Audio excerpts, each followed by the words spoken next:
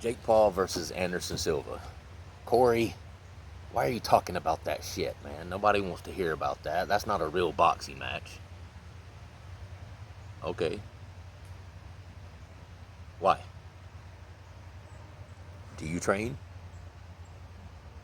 Do you go to the gym every week? Do you love combat sports? Is it only fun to watch if a certain level? I've already told you, I love combat sports. All of combat sports. I go and I train every week in boxing, kickboxing, stuff like that. I only do it once a week. I work full time. I'm not doing it professionally, but I love combat sports and I love training in combat sports. So I have a respect for that athlete who may not be the Canelo Alvarez, the Tyson Fury, the Roy Jones back in his heyday, the Floyd Mayweathers. You don't have to be those guys for me to enjoy watching. And if you have a passion for combat sports like I do, I can respect it. I can get down with it. Is Jake Paul on that level? Of course not. Is Anderson Silva on that level despite being a multi-time former MMA champion? Of course not. He's relatively new to boxing. Both of them are. Does that mean I can't respect the fact that a 25-year-old Jake Paul is putting all of his energy and time into learning a brutal craft like boxing? Of course I can respect that. And I'm actually somewhat enjoying seeing his progress. And as I look at each fight, the opponents are not only getting a little better and a little better, but each step up in opponent, he seems to match with a step up in skill level. He begins to, in every subsequent fight, he tends to fix things and mistakes that he was making in the previous fight. I think that's pretty cool. I like seeing the progress, and I respect the fact that he loves the sweet science and that he is continuously improving in that sweet science. He's putting in the work, and he's got a good shtick, of facing these MMA guys. It's entertaining. So hey, no problem, man. They can have my money. I'll watch it. That's what I do on the weekends. When the UFC is on, I watch a UFC.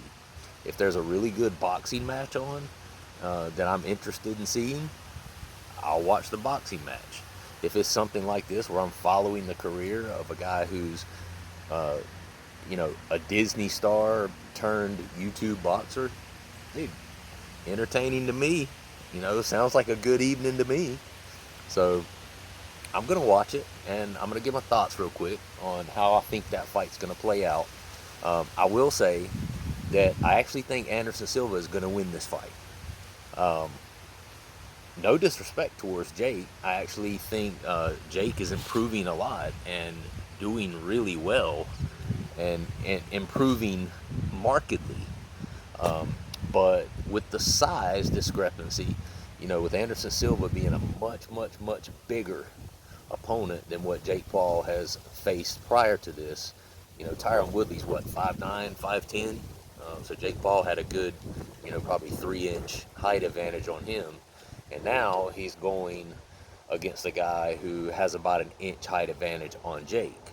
Not only that, but Anderson Silva is a significantly better striker than is Tyron Woodley. Always has been, always probably will be. I understand boxing is not his main thing, but he has done a lot of boxing, and his style of boxing translates pretty darn well, and his style of striking within MMA translates pretty well into boxing, I think. I think one thing that's going to be troublesome for Jake Paul specifically, in spite of the fact that he's 22 years the junior of Anderson Silva, I think he's going to struggle getting hands on him.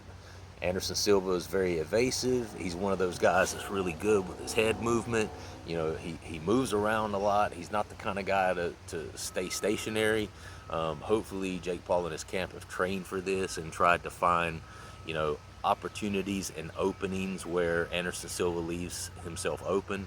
There are some, of course, even the best have moments where they leave themselves open and vulnerable to counter strikes or just strikes in general. So I think that Anderson Silva is going to play the movement game a lot. I think he's going to pot shot and get his shots in when he can. But I think the biggest obstacle for Jake Paul to overcome is going to be landing a good, clean shot on Anderson Silva. I just don't see him being able to do it. He's advancing very quickly, Jake Paul, that is. His fundamentals are improving a lot every fight that he's in. And I do think that he's going to be able to touch Anderson Silva more than people think he is. But I just don't think he's going to be able to catch him clean. Like I said, Anderson Silva moves a lot. He moves his head a lot. He rolls a lot. You know, he's very rarely a stationary target in that ring. And I think he's going to respect the knockout power of Jake Paul. He knows Jake Paul has a vicious right hand on him. I think Anderson's going to respect that enough to where he keeps himself mobile within that ring, and he's constantly moving. And when he gets hit, I think he's going to be looking to, you know, roll with it, you know, turn his chin, you know, just enough to where he's not taking the full brunt of these shots coming from Jake Paul. What Jake Paul needs to do is what he did very well in the last Tyron Woodley fight. He needs to practice ring generalship and make sure that he's taking the center of the ring and that he's forcing Anderson Silva back against the ropes, where his movement and his side-to-side lateral movement, in and out movements, will be limited with the space he has behind him. And that's the good thing about, you know, staying in the middle of the ring. If you're in the center of the ring, then your opponent must be on the outskirts of the center of the ring, which puts them in closer proximity to the ropes.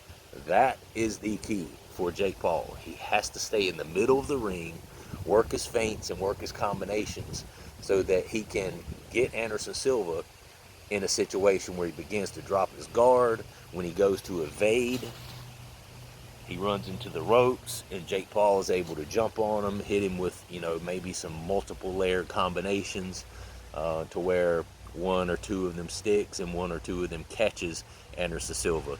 It's one of those things. I think if Jake Paul doesn't get the knockout, he's probably going to lose this fight by decision. I don't think it's going to be a run through, but I think Anderson Silva will definitely squeak by with the decision, because I think his movement and his evasiveness and his height as well is such that it's going to cause some problems for Jake Paul being able to land clean. That's what I think is going to happen. That's my prediction. Anderson Silva. Let's go with unanimous decision, and this will obviously, but Jake Paul's not going to look bad. He's going to look good, and everybody's going to throw some respect his way because he went in there with, you know, one of the MMA GOATs, and this is definitely a step up in competition for Jake Paul. So you have to give him credit for that, and I think he understands that. I think he understands that if he drops this fight and loses this fight, that you know, the combat sports industry is gonna throw some respect on his name just for the fact that he was willing to take the fight. And I think it also sets up a rematch between those two. There's always a chance Jake can catch him and finish him. He is 22 years the junior. Anderson Silva, 22 years the senior of Jake Paul. And I can tell you from experience, you know, I'm a 46-year-old man. I'm right up there with Anderson Silva. And I spar every week with my 16-year-old son. And my 16-year-old son is 6'1", 175 pounds, and he's a very athletic kid. He's already faster than his 46-year-old dad. And, you know, he doesn't necessarily have a more advanced skill set than I do, but I can tell that he's able to get to the target faster than I am, just by virtue of being a younger, faster individual. Speed is one of the things that just depletes and goes away as you get older. It diminishes. It doesn't completely go away, but it diminishes a lot. And Father Time is undefeated. We know that. So I expect that Anderson Silva has probably slowed down a couple of notches. And, you know, he's going to have to figure out ways to be elusive and crafty to be able to get his shots in and overcome the youth and the spring in the step of Jake Paul. Well, I'm going to go with Anderson Silva, unanimous decision. But if Jake Paul does win, it's going to be in emphatic fashion, in my opinion, with a knockout. So we'll see. I wouldn't mind seeing the hype train of Jake Paul keep going with getting the finish over Anderson Silva. I hate to see Anderson Silva go down like that because I'm a big fan of him. Followed his career, of course, very closely in MMA. But this is a boxing match, and things like that do happen. So if it happens, it happens. I won't be mad at Jake Paul. I don't really care which guy wins, but I'm curious to see. I hope you guys check it out as well. Thanks for watching.